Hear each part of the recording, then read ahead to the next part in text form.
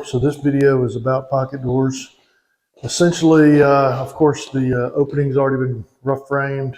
The pocket mechanical parts behind the door. The track is up here.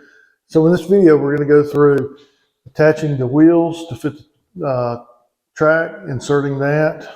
We're going to case this opening, trim this outside with that 1x4 Craftsman Style Trim. I'll take you through everything from scratch, and let me know in the comments if I miss anything that you'd like to see, and I'll do an update video to that. And if you can, please comment.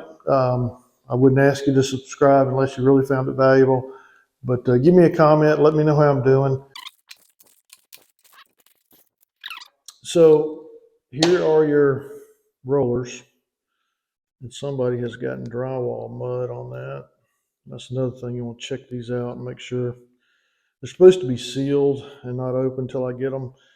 But as you can see in this case, there's quite a bit of drywall mud on that. So I'll get that off of there off camera. There's a wrench, which we'll go over in a second. But essentially the wrench fits this nut and allows you to bring the door up and down. Actually, bring the door up and down while it's on the track. These attach to the top of the door. They have clips, and essentially what happens is the roller, once we have it in the track and we attach this to the door, it will slip in there. Open that up a little bit. It'll slip in there, and then this will lock. And that's really critical because it can appear to be locked, and I'll try to show you the close-up on that when it's correct. If you don't get it locked, of course, the door is going to disengage from the track. Yes, this is a bumper that goes on the back of the door, and allows for the door to have a little ease bumper on the back when it's fully open. These are door slide tracks. These keep the door from the bottom of the door from bouncing around, and these come in and meet the edge of the door. Screws. All right, so we're working on the top of the door. Let me grab a piece of hardware. Essentially what we do is we put these about 3 inches back, roughly. It doesn't have to be exact. And all I'm doing is just centering this piece of hardware right here on the top of the door, and I'm just eyeballing it. And then I usually take a punch and a hammer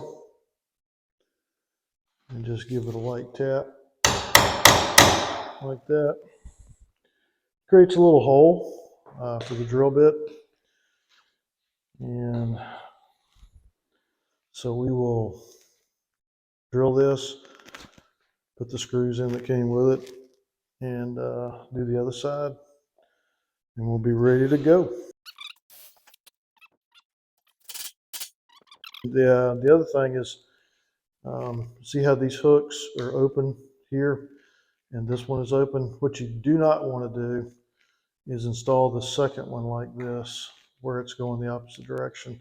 I mean, technically it will work. It's just a real huge pain in the rear because you have to go to one side and then of course go to the other side to lash these. So it's best to always put them in the same direction. All right, so we're going to be installing this second part of the hardware, which is the rollers. See if we can get a close-up on that. And so they're very simple to install.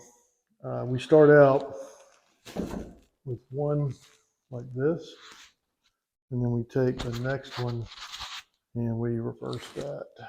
So one will be inserted 2 wheels out, the next one will be inserted 1 wheel out. So we'll feed that in. It's a simple matter of sticking it up there and letting it go in like that. So that's 2 wheels out. The reason we insert them 2 wheels out, 1 wheel out is to give it a counterbalance so that we get a little weight balance between the two. I did want to point out one thing that we talked about earlier so you can see it a little bit better. And that is, let me adjust this camera real quick. Sorry about that. These hooks. See how that hook and that hook are going in the same direction? That's crucial because right now we want to, if we had these backwards, like one this way and then one pointing towards the wall, then we'd have to work both sides of the door, and it's a huge pain in the fanny.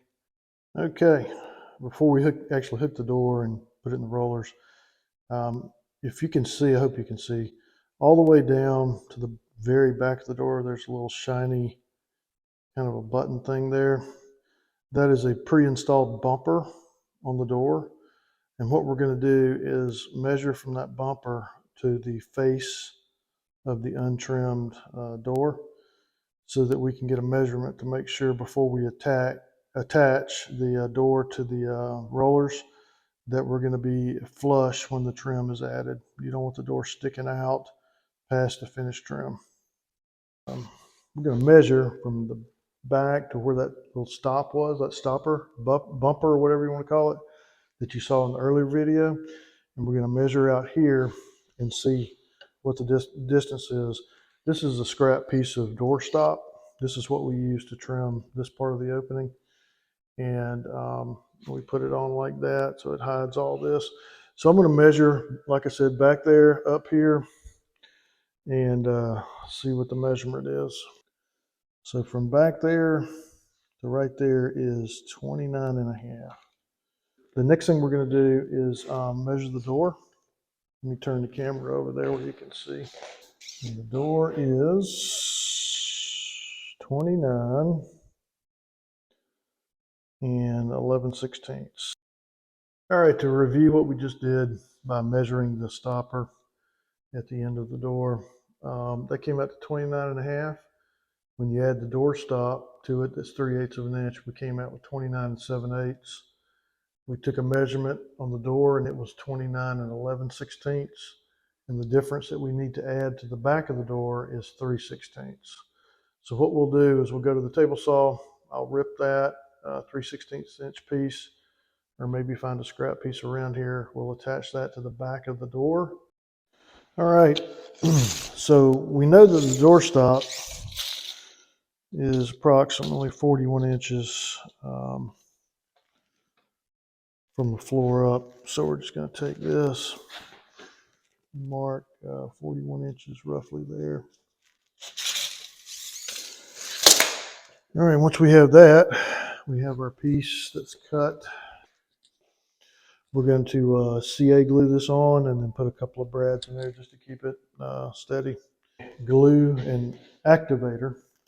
And the activator is sprayed on one piece, and then we'll put the glue on the other piece. When they touch, the activator causes a chemical reaction that bonds, cures the two pieces together. I'm going to spray the activator on. Then I'm going to get the glue. And I'm going to put the glue on this part. Like that. And then just line it up, get it close to where we need it. Put it on, press it in. I usually hold it for about 11 seconds. So that's nice and tight on there. I'll come back and sheet it with a few 18 gauge brads, and we'll be ready to hang the door.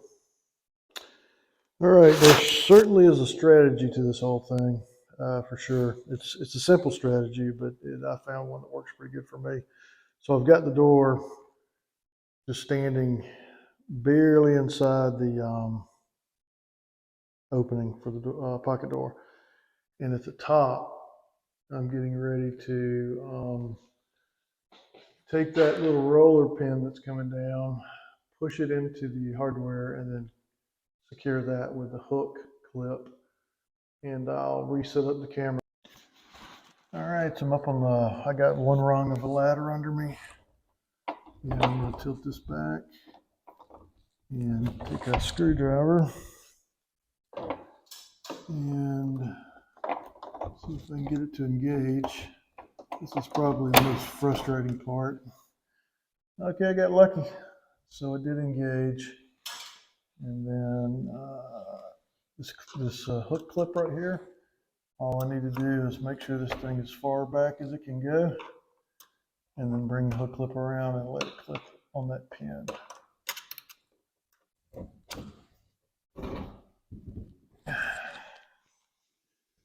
Come on, girl.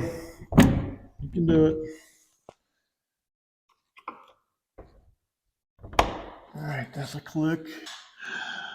So we'll roll it back in there. See if it's going to hit any dangerous things. Looks like it's going to be all right. Push it all the way back. Make sure it's seated against the bumper. Take our scrap piece up there, and we've got a nice flat, flush meet to the doorstop that's going to be here later. And you'll find out that framers do all kinds of crazy, nutty things. I don't know why they do it. That is 4 framing nails stuck into this spot, and I don't know why. So I'll pull those out, and then we'll go on to the next part. All right, so we're back with our piece of flooring here. I keep this in my work trailer. Place this on the floor and pull this out. Yeah, that's pretty tight. So we definitely want to not go any lower than this. So I'm actually going to, since we're so close to the floor, I'm going to take this wrench here. There's a little nut in there. Hard to see. But I'll slip this wrench over the nut, and we will pull it off the floor and then take more, let the back end of the door go down. So this drywall here was proud of this door jamb, this rough opening. So I cut all that back, swept all that away. If you noticed up here, I've notched. There's a header board up here, and I've notched the drywall around it. And essentially, what we're going to do is take this piece and install it as the jamb that the pocket door is going to meet. This opening here measured 4 11/16 from outside to outside. So we put this trim on the table saw and cut it to 4 11/16. From the floor up to here was 82.5. So of course we cut that board. And essentially the way we do it is we will get this flush, make sure this matches on both sides, and it does. Line it up with a rough opening, and we will shim this, and then we'll work our way down using the door as a plumb. All right, so we've got the board in position, the jamb stop over here. I didn't want to bore you with it, but it's a simple matter of getting this thing cut to width and height, and then basically shimmed it up so that this was the top header from the pocket door is nice and tight there. We shimmed, put a couple of 18 gauge brads in it. Then we opened the door and brought it over until we got just barely touching. So there's a shadow there, but it's pretty much touching. And then the same thing up here, the top pretty much touching. In the middle, we've got a gap. So what we'll do next is we'll shim the bottom of that and get it in place. And then we'll shim to the biggest distance, which is probably going to be in this middle. And then we'll make sure it fits, and we'll be ready to put the 1x4 trim all the way around. All right, so we're ready to shim this bottom. Just got to be kind of careful with it that we don't move it over. And to make sure that we stay on point with this is I'm going to mark the bottom of this jamb with a pencil, and then mark it out here on the edge as well. And I'm going to shoot that sucker right above the shims if I can. All right. Now I can bring these guys back up to plane. And then we'll have a double check on our door, how it's going to close.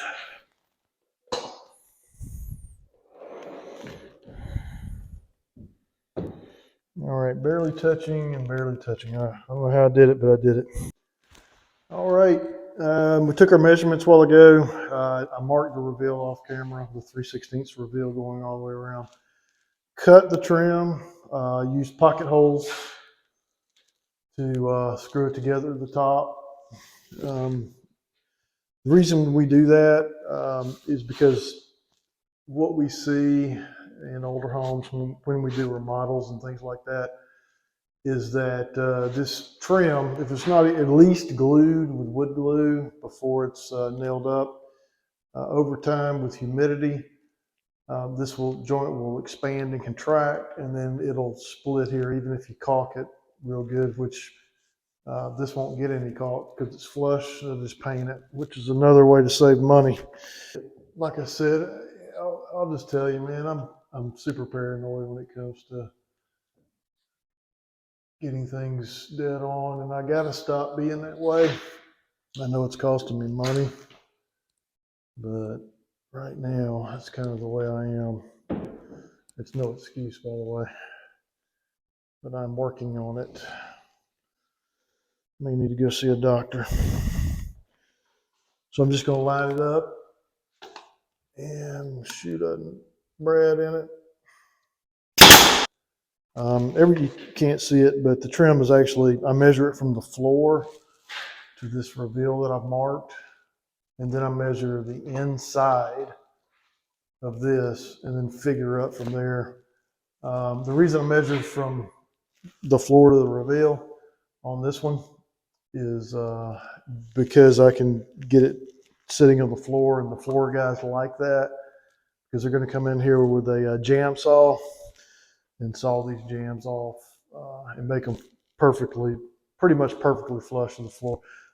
So I'll finish nailing this up. We're going to do the same, or I'll do the same thing on the other side off camera, and then we'll talk about where we're at. All right, we're going to call this one done.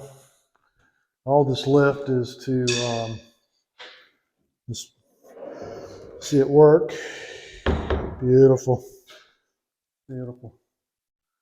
So all that's left is to take this piece of doorstop and use it. It's going to fill the gap right here all the way up. And then let's make sure, yeah. So we'll put the doorstop in and we're done. Thanks for watching. I really appreciate it.